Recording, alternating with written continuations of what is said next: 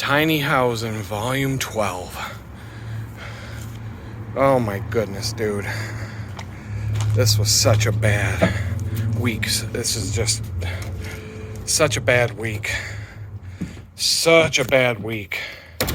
Non-stop problems. Oh, my place is going downhill a little bit. My internet's down.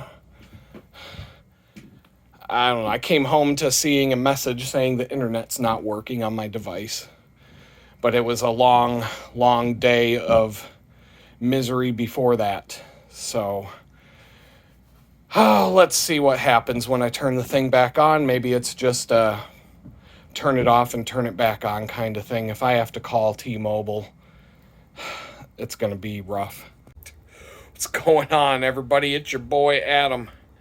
Back at you again. It is Tiny Housinʼ, volume, I think it's volume 12. I feel exactly the way I look right now. Good and bad today. Definitely an interesting day. I got some stuff to share, like just, general things. So a couple of people made comments about, definitely they weren't being trolls, they weren't being mean-spirited or anything like that, but they just pointed out, you made your own choices, now live with it, kind of a thing. And yeah, when did I ever say in the last week or two worth of videos that I didn't make this choice to not only move 20 miles away from my job, but also the choice I made this week to allow them to give me as many hours as they would give me, and that I would be willing to bike all of those shifts that they gave me. I'm holding the phone with my hand right now, so if it's a little shaky, it's going to be like the Blair Witch Project, or that movie Cloverfield, where, it's all handy cam. Because I don't even have the energy to put the phone in a cradle or a tripod at this point. So, yeah, it was my choice to work a lot of hours this week and combined with the bicycle ride. Now, last week, it was like 83 degrees, 67 degrees, 70 degrees when I'd leave in the morning, 83 degrees and nice weather all the way home. But I knew, so even if the weather was perfect, this week was going to be brutal. How many of you, I don't know, I mean, some people still want to call me a lazy piece of shit, but how many of you would be able to ride your bicycle 200 miles in a week and work 5 days out of that week on a back-breaking, very intense, physically demanding job? How many of you would do that? How many of you would be able to ride your bike 20 miles each way on a bicycle to work a back-breaking, labor-intensive job and then ride 20 miles home from it? Yeah, only lazy pieces of shit are willing to do that. Exactly, yeah. So, let's see.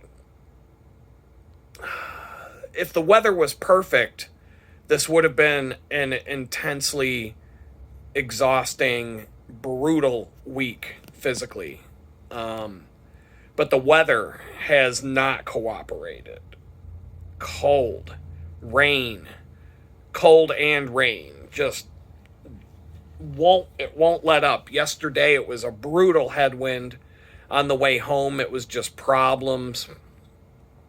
Now, today was different. Today was a strange day. Now, I'm just going to go in order of events. Because otherwise I'll be dancing around and I won't be able to get to the points. Started out this morning. Obviously, I didn't want to go. Got the bike all suited and ready to go. Last night, I took the liquid chain wax. It's called White Lightning. It's waxing your chain on a bicycle is better than lubricating it with like Teflon lubricant or spray lubricant or whatever. But, there's nothing wrong with spray lubricant either, or Teflon lubricant, or, even WD-40. You're not really supposed to use that, but it'll get you out of a jam. The WD-40 makes a white lithium grease spray that works pretty good. But wax is the best. Wax like that you melt in a crock pot and soak your chain in, and then take your chain out of the crock pot, let the wax dry, and then work out the stiffness, put the chain back on the bike and ride it. All the wax on the outside of the chain will fling off as you ride, and the wax will stay inside the bushings of the chain. And what that does, your chain, when your chain turns black on your bicycle, it's because you don't want lubricant on the outside of the chain at all. You want the lubricant inside the bushings, in between the chain links. That's the only place you want to lubricate the chain. So when you spray your chain with lubricant, what happens is that extra, even if you wipe it off, you're not going to get it all off, and dirt sticks to the chain. It's dirt and grime and grit sticks to the chain via the lubricant that's on the outside of the chain. And that's why your chain will eventually turn black. If you have, I always get nice shiny chrome, like really bright chrome chains, because they look nice, but aside from that, they tell you when they're getting dirty. If you get a chain that's already dark in color, and I mean, if your bike came with a dark colored chain, most do, but when you have a real blingy, like silver or really bright metal chain, and it starts to turn black, that means your chain is dirty as hell. And all that dirt and grime is actually wearing out your chain faster. And so wax will lubricate the parts of the chain that need to be lubricated, but it will fling off the outside of the chain. It'll just flake off like wax, just straight up like candle wax would. And therefore it grabs onto the, if you've got a dirty chain and you wax it, the wax will actually grab the dirt and take it with it. When the wax flies off the chain, it takes the dirt with it. And so they make this special lubricant called White Lightning. There's other names for it, but it's like wax that's dissolved in some sort of solvent. And so you don't need to melt it. You don't need to put it in a crock pot or anything like that. You just squirt it on your chain as you backpedal through the, and you just work it into the chain. Just soak the chain with it as you backpedal the chain or whatever.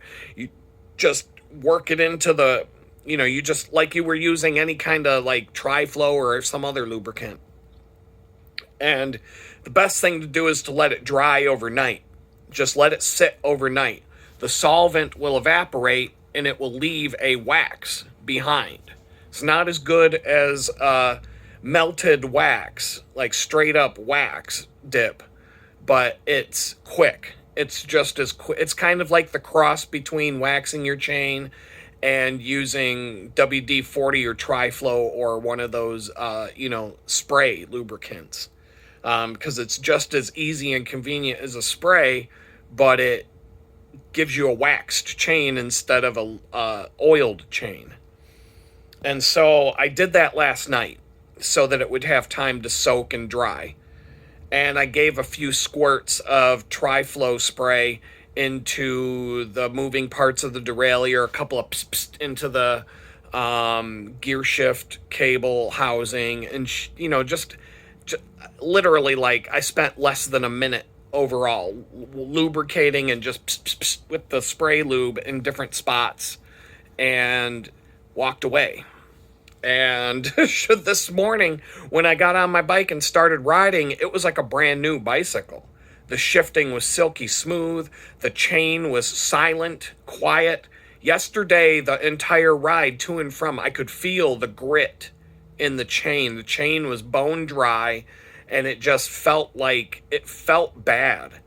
It felt like it was out of whack. It felt like it was missing shifts. It wasn't Everything was off the whole time. I made it work, but it was annoying the whole way there and back. Fixed, done. I think I might have made strides in fixing the sound system, the glitches that were happening yesterday. So the ride in this morning was very chill. Like I said, silky smooth shifting, quiet chain, everything. The bike felt great. There was a little bit of a headwind, but it was coming from the northeast instead of the northwest. I have to go northwest to get to work.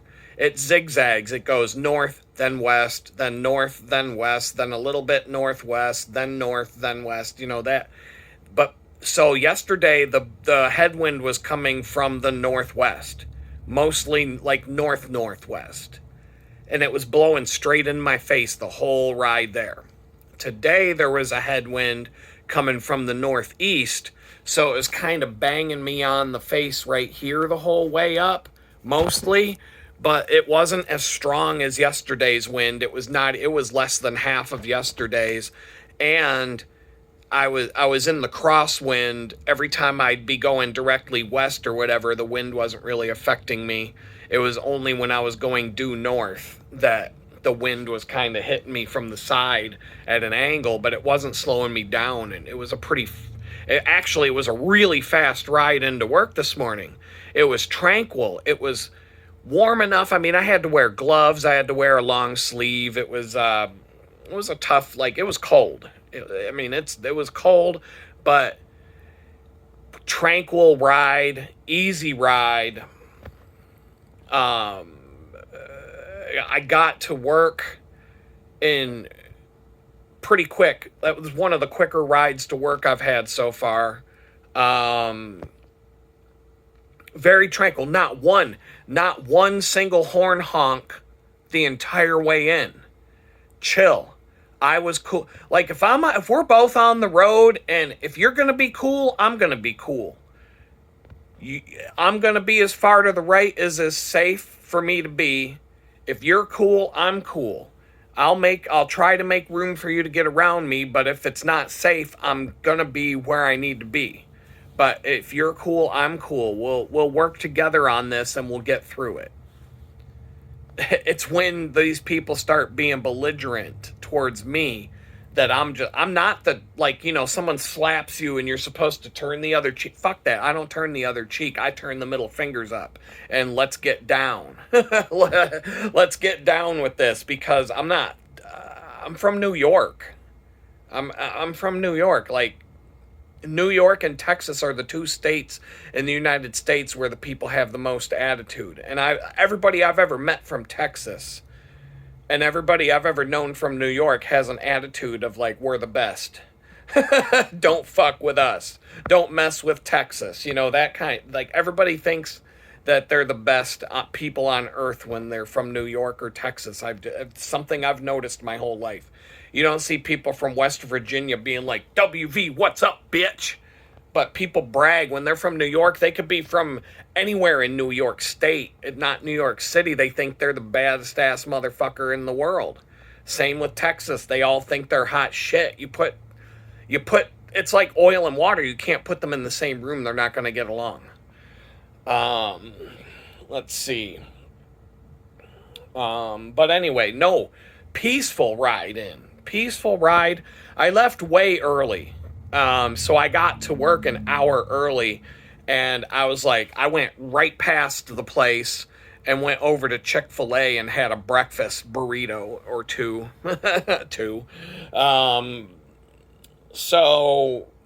I had to chill because, needless to say, today is Valentine's Day, and what's one of the worst jobs that you could possibly have on Valentine's Day? Yeah, working in a bakery. Working in a bakery is definitely, and no surprise. Like I said, I signed up for this. I knew what I was getting into 2 weeks ago when I said that I would make myself fully available this week, even though I have to cycle 20 miles to get there. And I knew making myself available on Valentine's Day wasn't going to be a good idea in the grand scheme of it all, but suck it up, buttercup, and get to work. So, yeah, I did it. I survived the Valentine's Day Massacre today. And it was. Holy shit, was it bad. Oh my God, it was brutal. But I got my breakfast. I did not have to do it on an empty stomach today. I got there an hour early. I knew what I was getting into today, so I made sure to be an hour early. The bike ride there was fantastic. Fantastic. It was great. It was fun. I was really like, not a single glitch on the speaker sound system. Just nothing. Nothing went wrong at all. Not a single horn honk. Not a single incident at all. The job was very difficult. Just long, hard. But I got along with everybody. I get along with everybody there. Even the one, I was talking yesterday. I felt like I was getting a little bit of attitude from someone. We get along today. Just fine. And sometimes when that's going on, when the whole, when something like that happens, I try to like also keep in mind, if I feel like somebody's copping me a tood for some reason, maybe whoever is copping me a tood or whoever I feel is doing that, maybe that person's just having a bad day. Maybe that person is dealing with something at home. Maybe that person's got something else going on. They just are in a not great mood, and maybe that's just rubbing off on you. You know what I mean? Like, so I try to keep that in mind. But yeah, I mean, there was no issues with people today. It was just extremely busy and just like, it's really not even worth talking about. It was the Valentine's Day Massacre from hell. And that's just what it was. And of course, I work at a bakery on Valentine's Day. About the only job worse than that would be working at a flower shop. And now I'm wondering if tomorrow is going to be busy. And I was asking around, I'm like, so is it ever busy the day after Valentine's Day?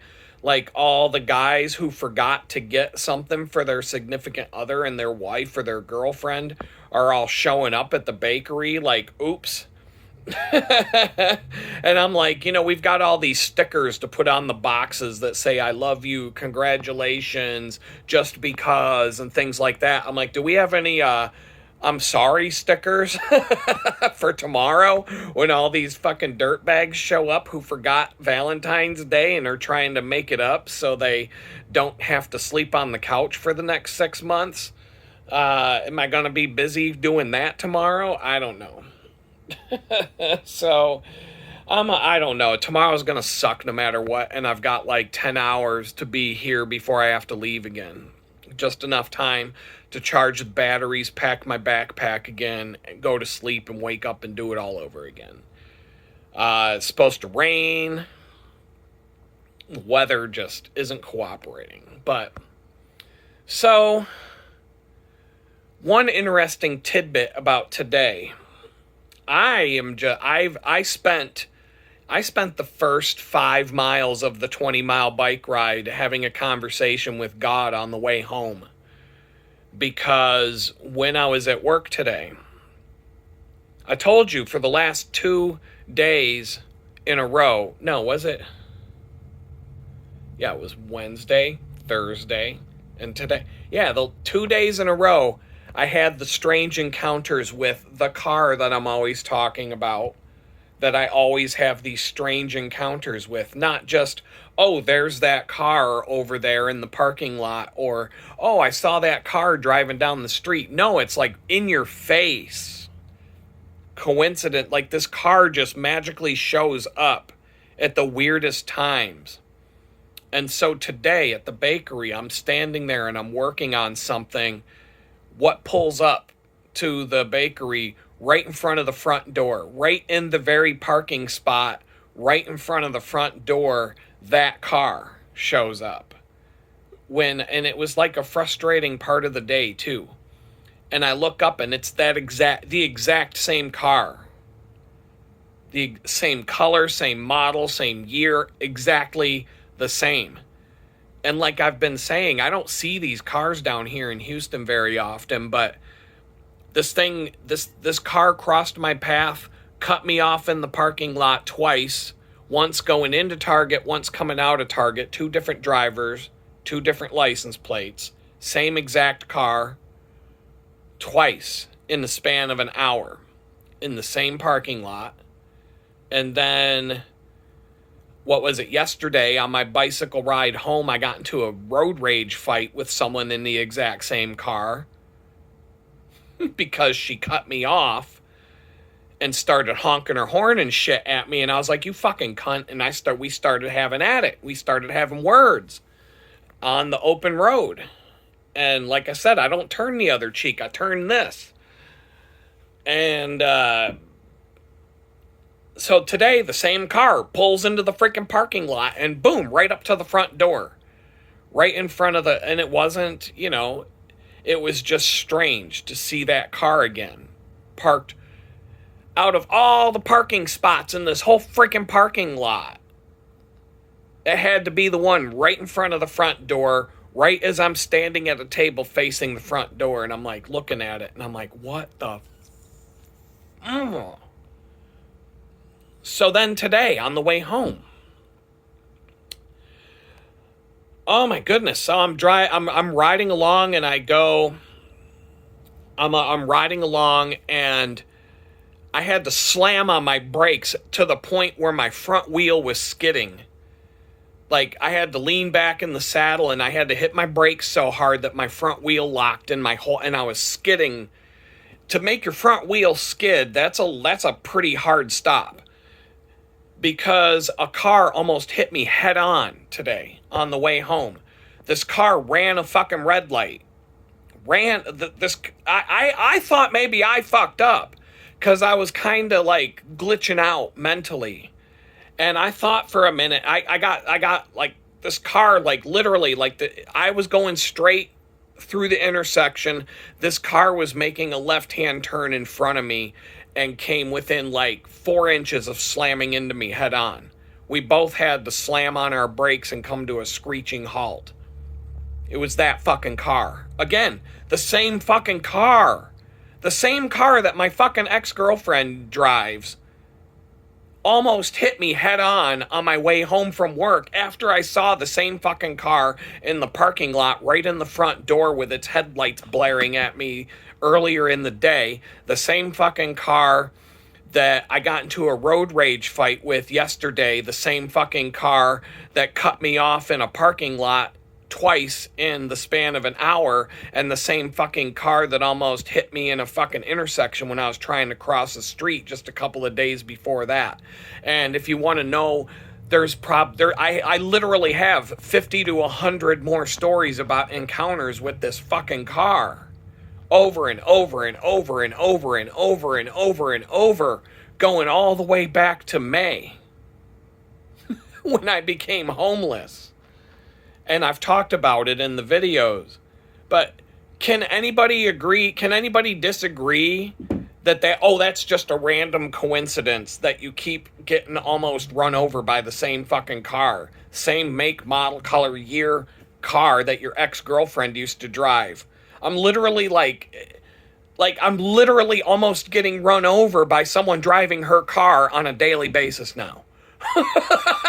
And then earlier in the day, the car pulls up to the bakery and is looking at me like I'm gonna get you, motherfucker. I'm waiting for you. Wait until you leave today. We'll see what's up. And then I'm on my way home. Almost ran into it head on. And then I look up because I thought maybe I made a mistake. And I'm like, did I just run a red light? Did I just do something? No, this motherfucker ran the red light, straight up ran a red light, and almost hit me. Because I looked up and I had full green. I had the green light. I had the right of way through this intersection. This car, and even the driver. So we kind of looked at each other, and the driver just kind of went like this, waved at me, and kind of did the I'm sorry, you know what I'm saying, the I'm sorry look, where whoever it was, I don't even know if it was a man or a woman, to be honest. Whoever it was just like, oh, like doing the face palm in their, like they knew they fucked up. And they just kind of waved and was like, like one of those. No horn honking, no anger, no aggression. I just kind of looked, whoever, I don't know if it was a man or a woman. I was dumbfounded by the fact that it was that fucking car again. And I looked, and I'm just like, okay, whatever. And I just went on my merry way. I just went on my merry way because, what else am I gonna do? And I didn't get, like I said earlier in the video, if you're cool, I'm cool. We gonna get along. We're not gonna have beef. You start now. I'll tell you, I did have beef on the way home, and it wasn't with that car. The car that almost hit me head on, I was like, yeah, let bygones be bygones. I'm gonna move on. You move on. We'll each get on with our day. That was close call. No harm, no foul. We all make mistakes. That kind of thing. And I can't even wrap my head around this shit. It's so fucking crazy. But like I said, the person looked at me and I looked up and I'm like, I got the green light. I'm not the one at fault here. I thought maybe I screwed up and ran a red light and almost got myself killed. No, I had the green light. I was good to go. He or she or whatever it was. It may have been a woman. I don't know. I can't picture the person. I can picture the car. But whoever it was definitely doing the head, the shaking of the head. Oh my God, I'm so stupid. Definitely ran a red light. Straight up blew the red light.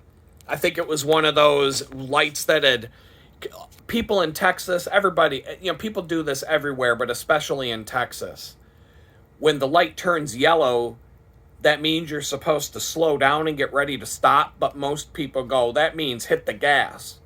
And then when it turns red, it doesn't mean stop. It means, well, I've got about 10 to 20 more seconds before I really have to stop. So you end up with 4 people running the red light before the next person finally decides to fucking stop. I mean, you see this everywhere you go now. That's how people roll. But they really do that shit in Texas. You gotta really even though you've got the green light, you might have to wait for 3 motherfuckers to run the red light before it's safe for you to go when the light turns green. And so that's pretty much what I think happened. Because like I said, I was kind of in the zone. I was listening to my music and I was just putting my head down trying to it was cold. I wasn't happy about work pretty much destroyed me. And then the cold, it's so cold out that I'm just 40 degrees isn't bad compared to Jamestown, New York, 6 degrees. But riding your bicycle when it's 40 degrees out and a wind chill factor, and that's not pleasant. It's not a fun experience. I'm just doing it because I can. I have to. I wouldn't choose to do this. It's not the end of the world, but it's not something if I didn't have to do it, I wouldn't. If it was 95 fucking degrees out, I would do it for fun. 40 degrees? Hell no. Hell no. Not anymore. Back in my younger days, yes, but not anymore. I just the cold is not my friend anymore. I don't even feel like I moved far enough south because I'm I thought this was supposed to be warm down here, not frigid. But frigid, I'm already starting to become a southerner. Give me one more year and I'm gonna be like, oh my God, it's 70. Oh, it's awful. It's so cold. Oh my God, it was 65 today. Oh my God, I'm freezing. I'm gonna have to wear a winter coat. It's 65. So yeah, I'm gonna turn into that. I already see it. I got enough gray hair that, this is where you move when your hair turns gray down south. So yeah, that was my ride home. And then, so I didn't have an angry encounter with that driver. It was more thank God. All right, let's just move on. Okay, I get it. They did the wave. and the shaking of the head and the face palm, and I'm like, okay, you made a mistake. I make mistakes too. I thought I made a mistake. I thought I was the one at fault, and then I'm like, no, wait a minute, no, that was definitely his or her fault. I don't know if it was, like I said, I'll never know if it was a guy or a girl. Doesn't matter. It was the same. It was the car. Like I can't mentally, like, I'm just, and then I'm like, for the next 5 miles again, I'm like, God, what are you trying to tell me by shoving this car, like, by putting the, like, what message are you trying to send me by sending my ex-girlfriend's car to try and run me over 3 times a day? Like, what is the message I'm supposed to get from this? Like, what is the message that I'm supposed to get, God? Like, I would rather you just come out of the clouds and talk to me one-on-one. Just like a big booming voice, a bolt of lightning, whatever the fuck it's gonna be. Why do you gotta set... It's like that movie Christine with Stephen King, the car that goes around killing people. Oh my God. I swear to God, the next time it's gonna be a woman who looks like Cruella de Vil driving it, and I'm just gonna be like, holy shit, that's I'm done. I'm dead. I'm dead. I'm just gonna lay down. Here, let me lay down in the middle of the road, and you can just run me over at this point, because I'm done. I'm done trying to get away from you. Wow.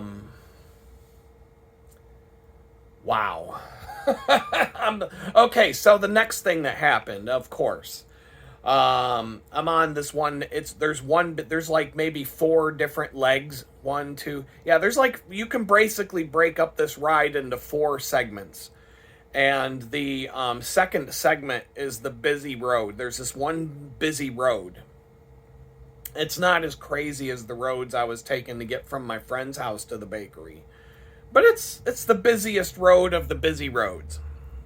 And that is where the angry encounters with drivers is most likely to happen on this road. And sure enough, I'm going down the road, and I am well off to the right. There's no shoulder, and I'm staying far enough out from the shoulder, from the curb, because there's a sewer grate every 50 yards or less. And the sewer grates will suck your front wheel right into them, and you're going to get killed. You're not only going to get flipped over if your wheel hits one of those, but you're going to end up sprawled out in the middle of the fucking road after a crash and get run over by somebody. So no, I'm not going to ride over the sewer grates on this road. They're not safe. Whoever designed this shit is an idiot. Straight up. Straight up idiot. It's unsafe. And but I'm riding along. All of a sudden I hear,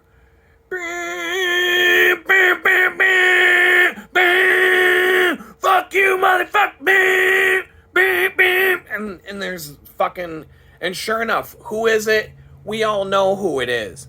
Fucking bag of dicks driving a Dodge Ram, big lifted, jacked up Dodge Ram with blowing big black cloud of fucking smoke behind it. It's always that guy. That guy is always the biggest dick on the road, and he's not just road raging at the bicyclist that he comes across. He's road raging at anybody that gets in his fucking way on the way home. It doesn't matter who you are. You all know. You all know who I'm talking about. Every single one of you watching this video has had to deal with the fucking dickbag driving the jacked up Dodge Ram, blowing black smoke out of the tailpipe, screaming and yelling and honking at you. And then when he passes you, what has he got in the back window? He's got the big American flag with a fucking eagle, on the back window, and all the shit that you'd expect from this asshole. They're all the same. I don't know why. It's like, if I was a car salesman, it would be like the easiest job in the world. This guy is going to come in and he's going to be like, I'm like, well, tell me about yourself. And he's going to be like, well, I got anger issues. I drink a lot. I beat the shit out of my wife. And every day I come home from work and I drink a bottle of Jack and then I smash that shit against the wall. And I'll be like, all right, stop right there. I know, I got just the vehicle for you. Why don't you come down through the parking lot with me? Right here we have the Dodge Ram. This is equipped with the Hemi diesel turbo. Um, it blows big black clouds of smoke out the back every time you hit the gas pedal. And this one's lifted. This one's got a 3-foot lift kit, but we could definitely jack that thing up to 15 feet and install a ladder on the side if you need that. And we could have it all done for you by the end of the day. Deal closed. I could close every single one of those motherfuckers that walk in the door. I know exactly what truck they want as soon as I see them. But, sorry, motherfucker. You fucking bag of dicks. I'm sorry that you got a tiny little penis and that your wife's out fucking other men while you're driving around in your Dodge Ram trying to get home, acting like you're the only one who owns the fucking road. That's not my fucking problem, jackass. But anyway, he did that. He passed me screaming and yelling, laying on the fucking horn, just a complete redneck hillbilly Texas piece of shit. But there was a red light just up ahead. So I got to come back and I was lane splitting. I was right, everybody stopped at the red light. I'm just going between the cars. And I got right up to his window. I'm like, fuck you, eat a bag of dicks, motherfucker. And then poof, I'm gone. And now this motherfucker has to pass me again. So now I'm in the middle of the fucking lane, because why not? Why not? I mean, if he actually wants to run me over, as long as I don't die, I'm going to make a lot of money off of this shit. So fuck him. And so now he's got to wait until it's safe to pass and get in the left lane to pass me, because I'm taking the full lane now. I'm not like off to the side as far as safety can be. I'm like, good luck, motherfucker, trying to get around me in this traffic jam. I'm not letting you pass. And I will let you pass me in the left lane, and we can have another fucking, a nice conversation again as you're passing me, but I'm not moving over to the side of the road to be like, try to be nice to you, you fucking bag of shit. So, yeah, we had it out for about, I don't know, half a mile or so. He finally just like passed me, and he was like looking at he didn't even like look at me when he passed the second time. And I'm like, yeah, that's what I thought, asshole. But yeah, that was the only bad encounter on my way back to the house. Well, no, two. Almost get hit head on by my ex-girlfriend's car, and the bag of shit driving the Dodge Ram. Those were the two. Otherwise, it was a pretty decent ride home. A little bit of sprinkling rain, and but nothing crazy. It's just cold. And the speaker started glitching out when I was like 3 miles from the house. I thought I fixed it, but I think I know what the problem is. I think there's a button on the speaker. It's clamped in a water bottle mount, and it's wrapped around with Velcro. And I think on a bumpy road, when I hit certain bumps, this one button is getting tinked, like just tapped enough to make the speaker glitch out. And so I'm not 100% sure, but I arranged the speaker this morning to try and keep it from any possibility that button could get hit. And I didn't have one single speaker glitch the entire ride to work. It was great. I was thumping tunes. I was listening to some good music. And it was just a great ride all the way. Not one single thing went wrong. Not one honk of a horn. Just a great ride in every way. It was one of the best bike rides I've had in a long time. But the ride home, the speaker started glitching again. But I kind of was like, okay, I feel like maybe it was a bumpy, like maybe it was bumps in it. Like maybe I just didn't have the speaker. I think I got to figure out a way to keep this button from being pressed, because of like the thing is wrapped so tightly in this water bottle mount that the vibrations of the road are somehow causing that button to get pushed against the edge of this water bottle mount. That's the only explanation I can think of right now. But why the speaker will go the entire 20 miles to work without malfunctioning once, and then it'll go 15 miles home without any problems, and then all of a sudden, for the last 3 miles, it was just nonstop glitching out over and over and over and over again. And I'm like, what the fuck's going on with this thing? But I might have to do a factory reset on it. There's a button combination I can hold down that will reset all the settings and just put it back to the way it was out of the box. That's the next thing to try. But I really do think that I really need to be diligent about making sure there's no possibility that this button can get jostled and pressed by just the vibrations of the road. And that might take care of my problem. So that's, I was a little irritated. I was really irritated about it yesterday, and today now it's more like a curiosity irritation. Like, how do I fix this? Like, I think I'm on to something, but I don't think I've got the perfect solution to where I can go on a week's worth of bike rides without my speaker glitching out. But yeah, that was today. And then tomorrow, and then there was something else today. So yeah, the one other thing another point I wanted to make. Somebody left a comment, but since I'm holding my phone like this and I'm not looking at the email or the comment that I got, but it was something along the lines of, They agreed with me that I feel like God's trying to tell me to do something else, and that this bakery job is not sustainable, that you've got to quit and do something else.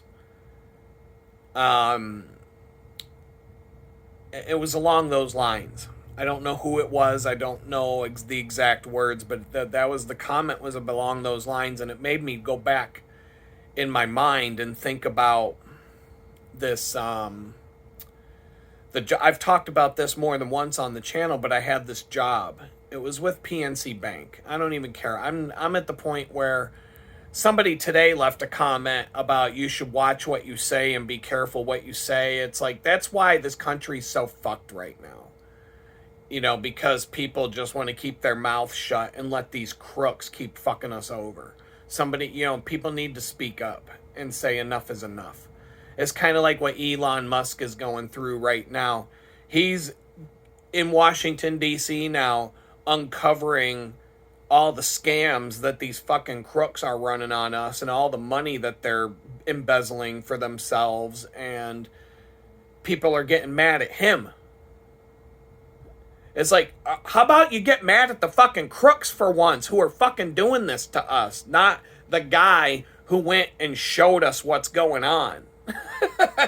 Like, that's why people always want to shoot the messenger. They don't want to shoot the person well, I can't say that or I'll go to prison, but you know what I'm saying. Don't shoot the messenger. Go after justice in a court of law for the people who are embezzling our fucking tax money and destroying this country. So I'm gonna name names. I don't give a fuck anymore. I got no more fucks to give. Like, I'm not gonna find a job in my line of work anymore. Like, that's been pretty fucking obvious at this point. This dirtbag from Halliburton just was a no-show to a fucking job interview phone call and then just ghosted. Like, what kind of fucking piece of shit does that?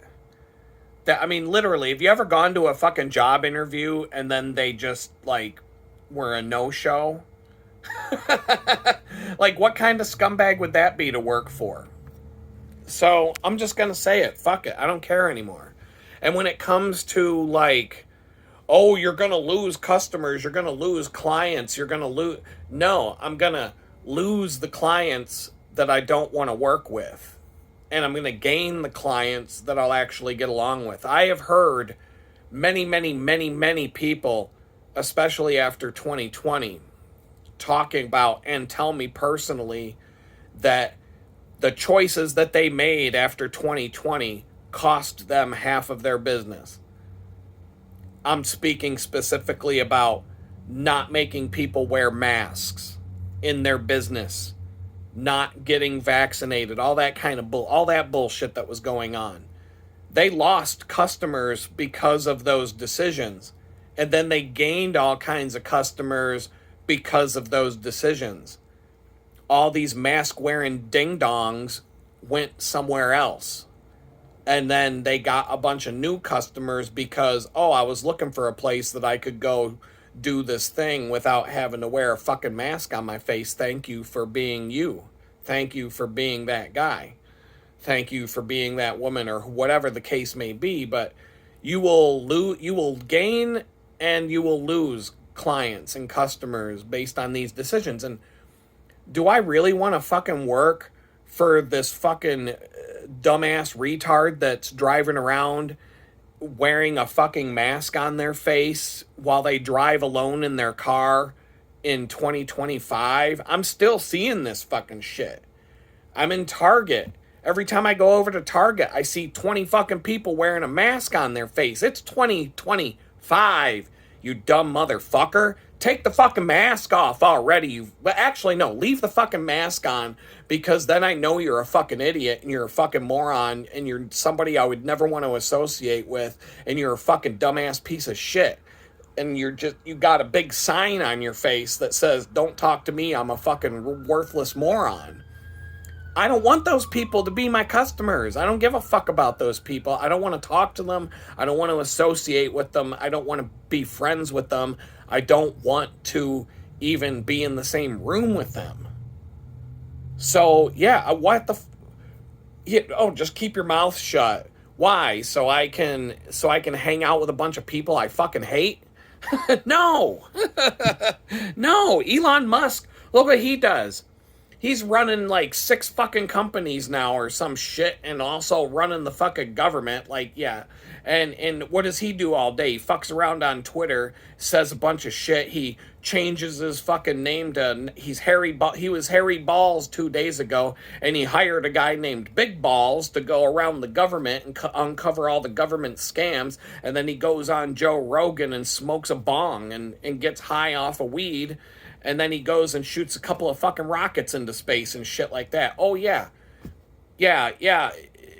Just, don't say anything offensive, because you can't be successful if you do.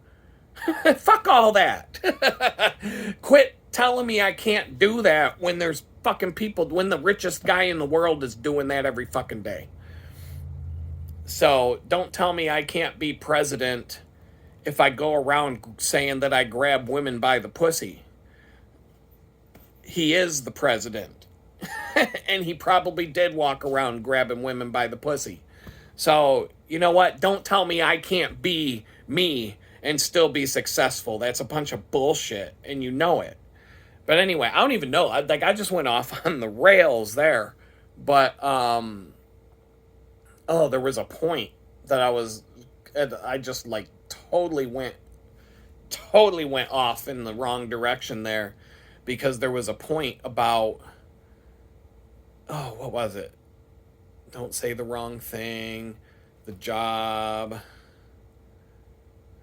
I don't even know, man. Oh my God. I don't even know, man. Today, I'm so out of my mind with this whole situation, with the thing, this grueling hell week that I'm putting myself through, that it's hard to keep my focus. I'm really trying to reel this thought back in, the point that I wanted to make, and I'll watch the video maybe, and I'll be like, oh, I remember what I was gonna say. That there was just this other thing that happened today. There was definitely one thing that happened today that was different than that, but it was just this. Okay, God giving me the signs and wonders. PNC Bank.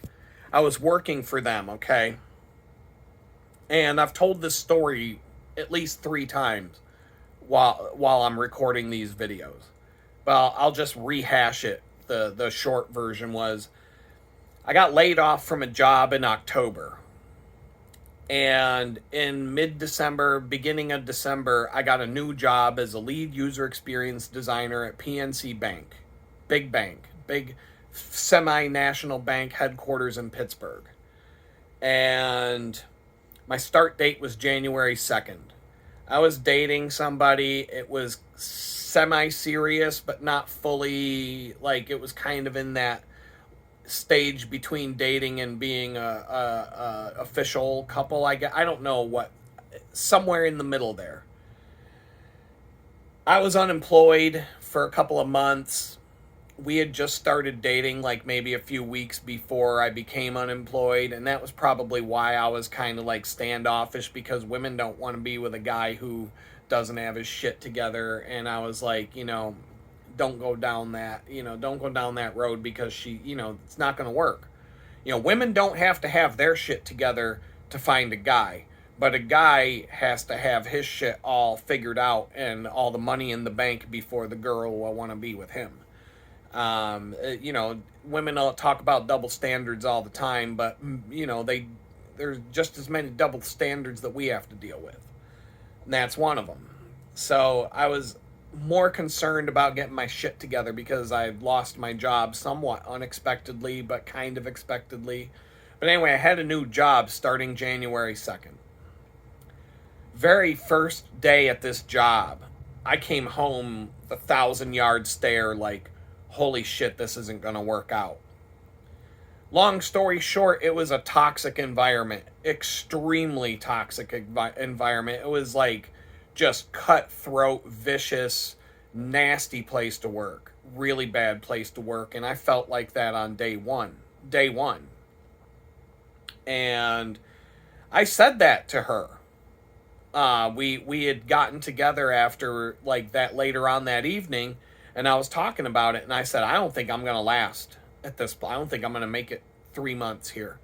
And she kind of got like this, she really didn't take that statement seriously that I said, why would you want to quit a job that you just started when you've been unemployed since October, blah, blah, blah. Like, she made some comments about that, but I'm like, I know that this is a bad situation that I'm in right now. End of March, I was over it. And it was kind of like, the way I've told the story is over and over again. I kept trying to make it work. I would be like, okay, well, this isn't working, so let me try to change this. And I'm not going to get into the specifics about all the things that I tried to do to make it work. I could list them all.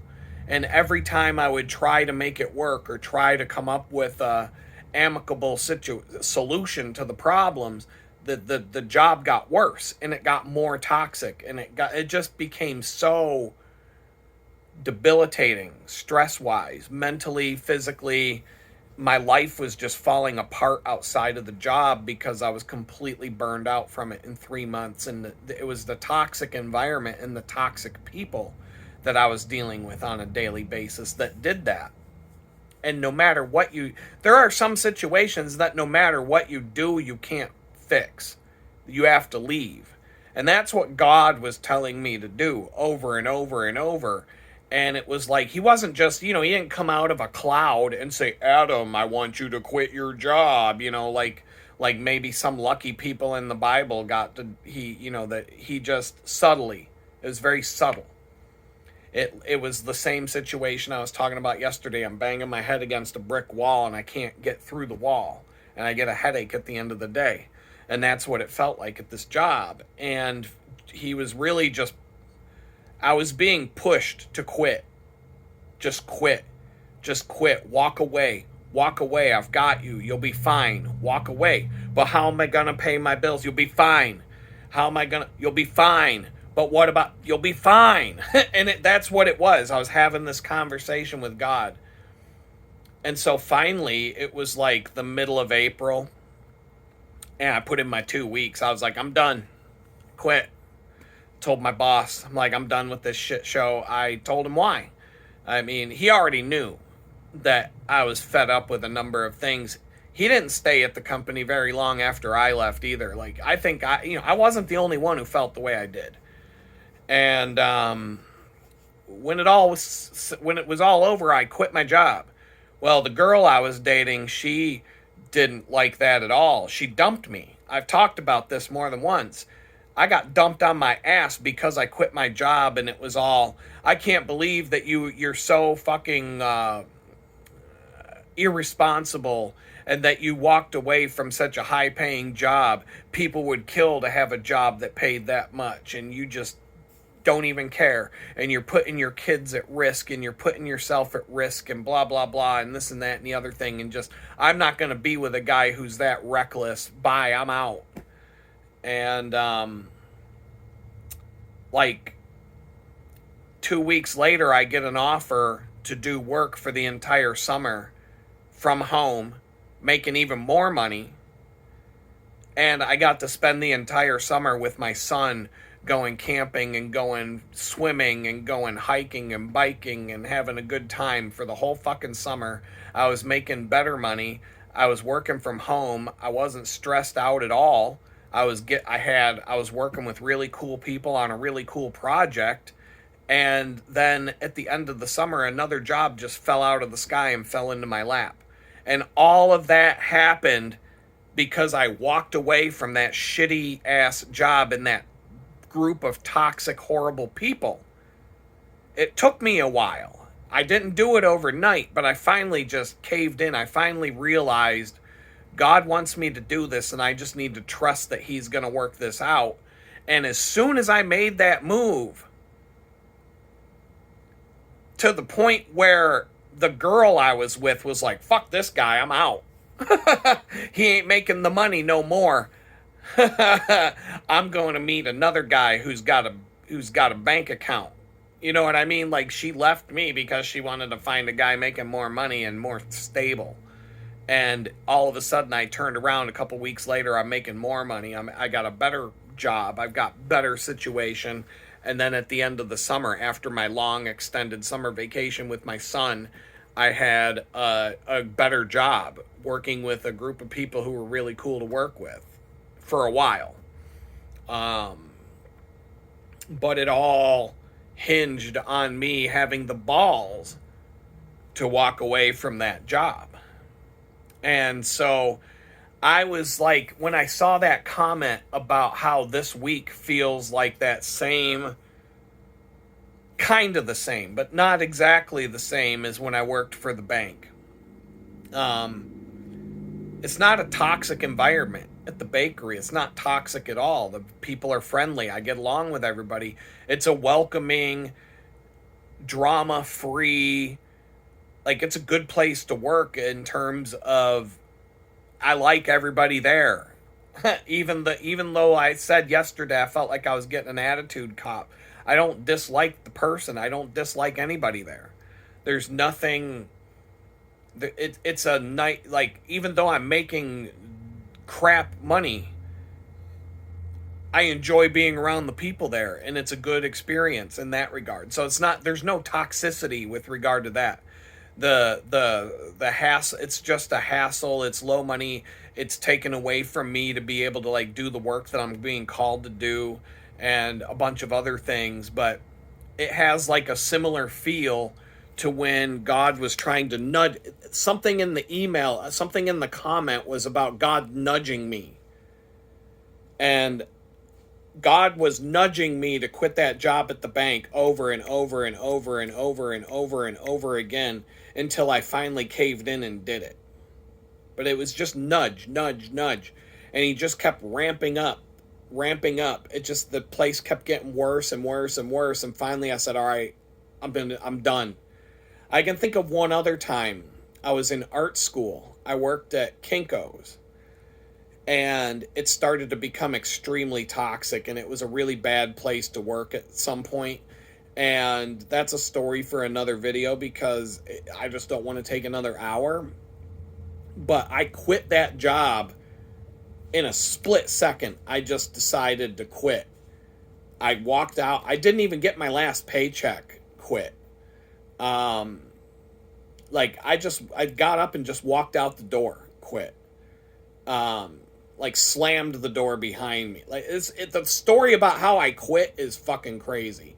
But it was another one of those I had, and it wasn't God. I didn't believe in God back then either. It was just, I finally got to the point where I'm like, I can't do this anymore, and I just walked right out the door. It's crazier than that. But I left. I left that job on a whim. I didn't have another job. I didn't have anything going on. The week after within a week of me quitting that job, they asked me to be a computer lab technician at the school, at the art school, and all of a sudden for the next month, the school just got a shipment of hundreds of new computers, hundreds of brand new computers, and they asked me if I could spend a month working full time to set up all these computers, not just me, but a group of people. And it came out of nowhere. And then I was riding my bicycle and I saw a help wanted sign outside of a bicycle shop, and I was like, booyah. And I went in, I introduced myself, I talked for a minute, I walked out the door with a job. So boom and boom, within 1 week of walking out the door at this toxic job, it was just boom, boom, the solutions. How am I going to pay my bills? I ended up making more money because I walked out of that toxic job, and 2 new jobs just dropped into my lap out of nowhere. As soon as I did that, I'd been wanting to quit that job for a while, and then I finally just said, literally just got up and left one day and never went back. And two better jobs just dropped out of the sky and replaced it as soon as I had the balls to walk out the door. It's almost like God wants you to take the step of faith first, and he'll just sit there and wait until you do it. He's not gonna so in this case that I'm in right now, I don't think the answer is just quit and be like, F this, fuck these motherfuckers, I'm quitting. It's not like that. I like working with them, and I like the job. And one of the advantages of this bakery is that they're extremely flexible with people's time.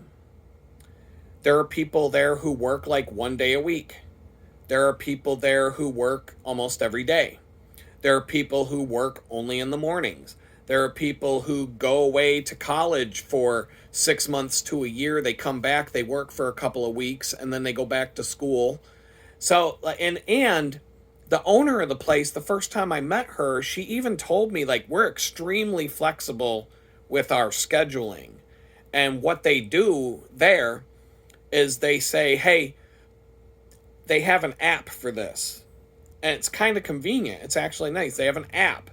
And they say to everybody, make sure that you tell us when you're available next week. So what I did for this week, I said, I'm available Monday through Saturday from 8:30 in the morning to 5 p.m. And when I started the job, I just said, I'm open all day, every day. I just let them schedule me however much they wanted, whenever they wanted it first. And then I started to pull back just a little, a day here, a day there. But they totally respect if every single time I've put I'm unavailable here, they don't schedule me when I say I'm unavailable. This week, I said I'm available every day, but I don't want to work after 5. I went in today from 9 to 5. It was dark when I left. It was dark when I got home. I don't want to ride my bike in the dark that much. I don't want to have to leave that place at 10, 11 o'clock at night and then have to ride a bicycle all the way home in the dark. I definitely don't want to have to leave at 10 or 11 o'clock at night, get home at midnight or 1 a.m., have to get back up at 5 and leave again to go cloping at 7. So not when I got a 20-mile bicycle ride to do this. So I changed I said I'm available from 8:30 to 5 every day this week, but I said every day. And they respected it. And they gave me a lot of shifts, but in the window that I said I was available. Every time, like I said, I've put days off.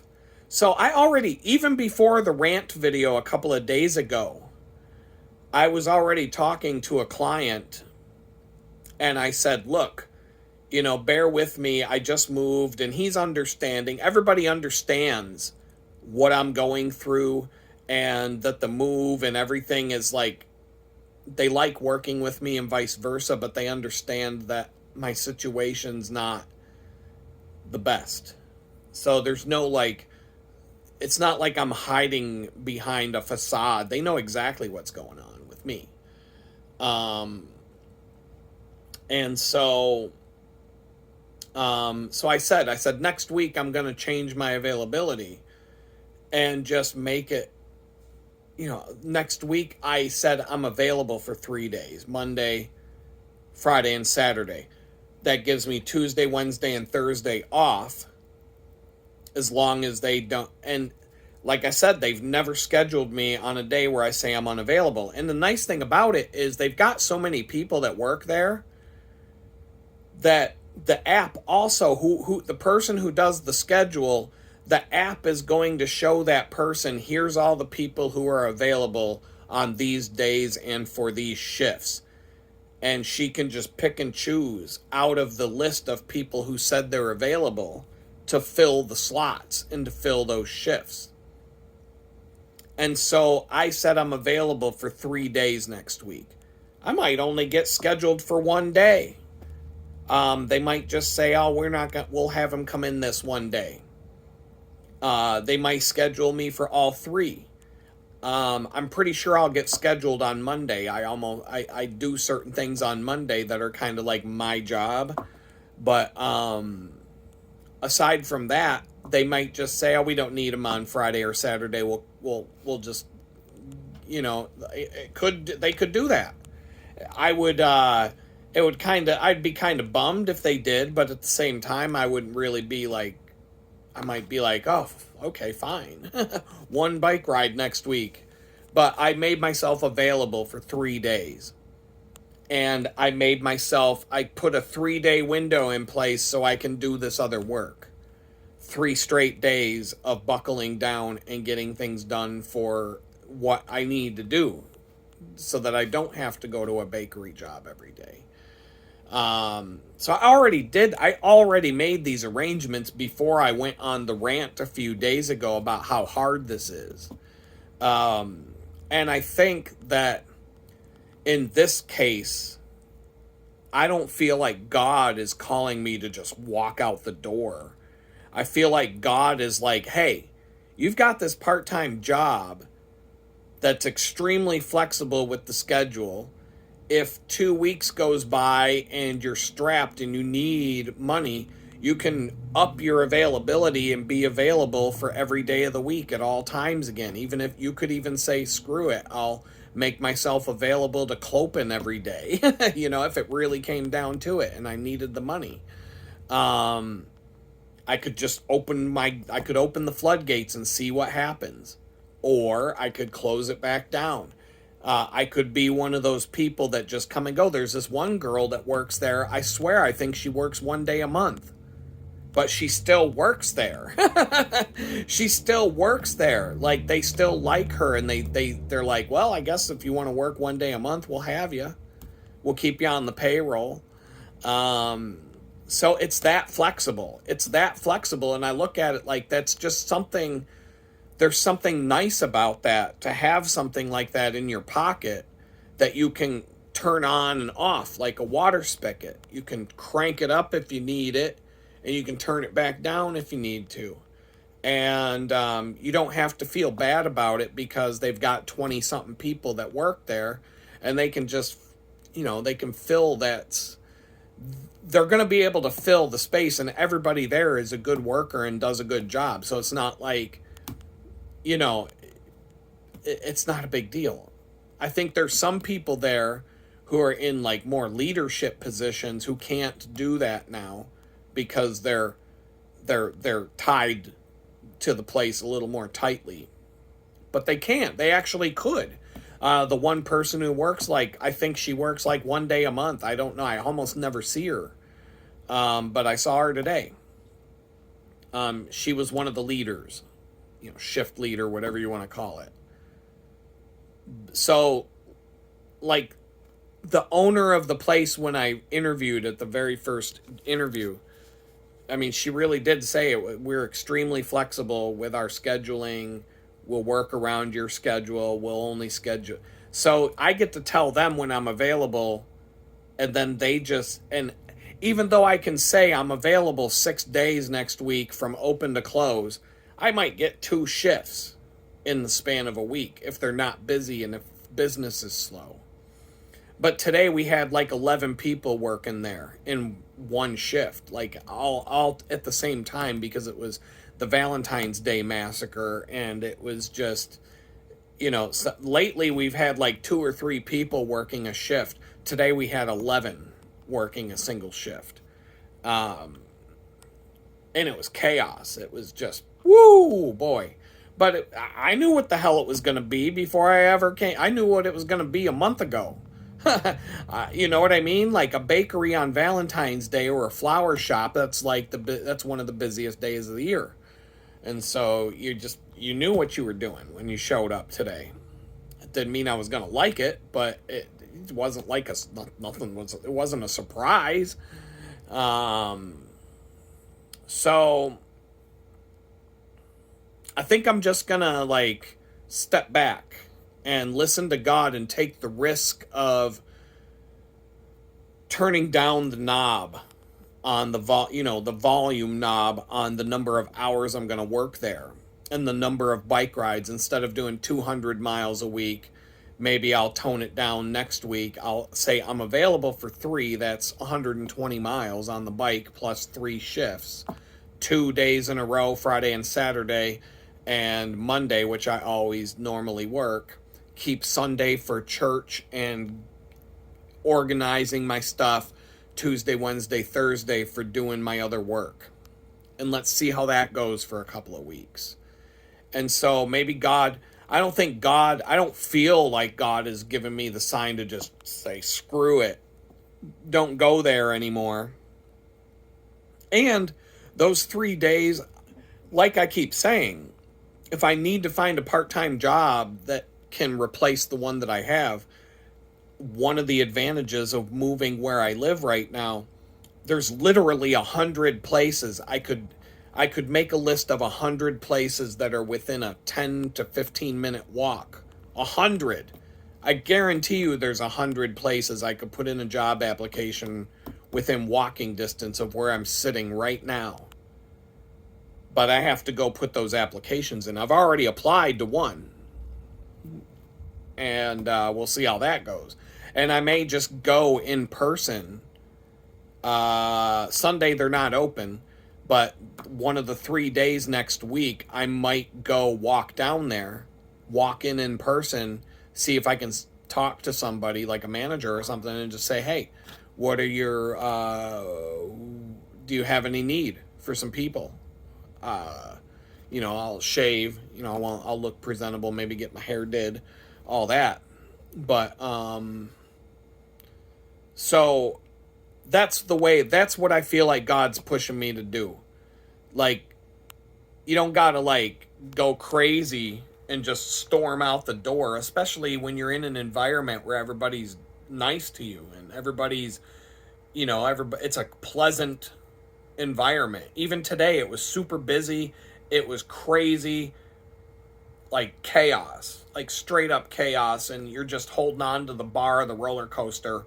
And like maybe the bar didn't come down all the way and you're going upside down and all around and everything like that. And you're just trying not to fall off the roller coaster. So you're holding on to the bar or whatever. But you're not fully strapped in either. Because the dingbat at the amusement park didn't lock the thing properly or whatever. And it was like that today. But everybody was cool. Everybody was friendly. We're joking around. There was no like condescending attitudes towards people or anything like that. There was definitely some frustration. I've got a whole topic about something that affects restaurants and the food industry right now that's toxic, but it's across the board, and it's just something that I'm dealing with because I'm working on a restaurant website, possibly 2 restaurant websites coming up. And aside from that, there was the 2 restaurant websites and working at the bakery, and it's a topic that'll take an hour to talk about. I wasn't even planning on doing an hour long video today, but then it was just, this day was so packed full of things. This morning when I was having breakfast at Chick-fil-A, I get a text message, and it's like so early in the morning. I'm like, this could only be from one person, and I look, and it's the probation officer saying, hey, can I stop by and inspect your place today? And I'm like, crap. Just another sign that I should make myself more available at home and less there. And I got something going on over here off to the side I gotta take a look at, but having some internet issues, but it seems to be working. And turned it off, turned it back on, it started working. I don't know what's going on right now, but either way, but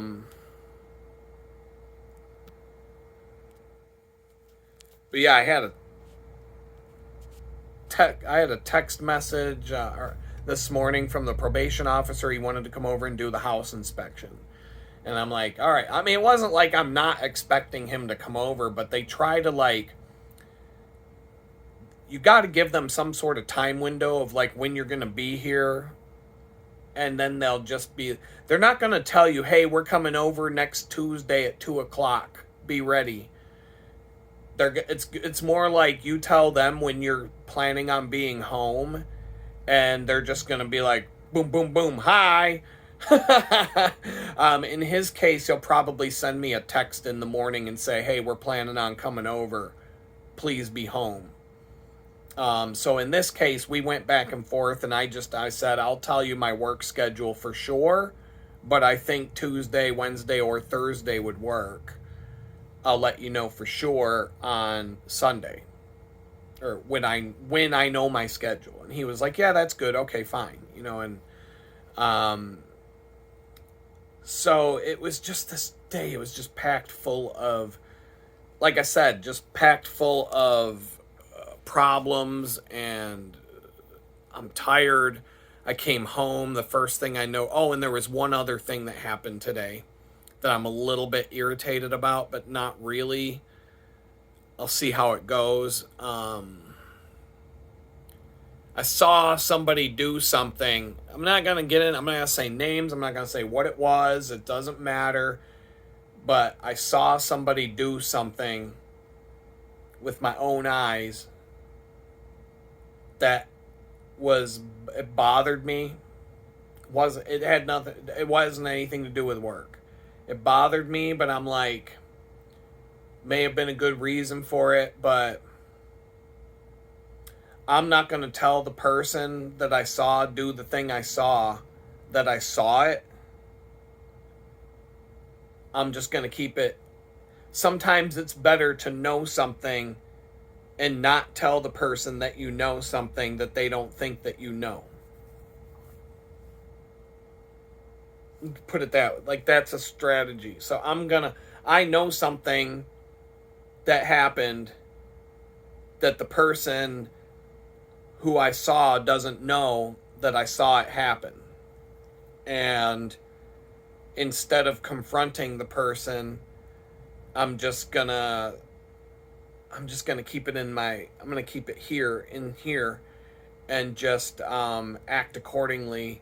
And because it's better, you have the upper hand when you keep that knowledge to yourself. And there may be a day where I have to come out and say, okay, let's cut the shit here and talk about this. But otherwise, it's just better that they don't know that I know.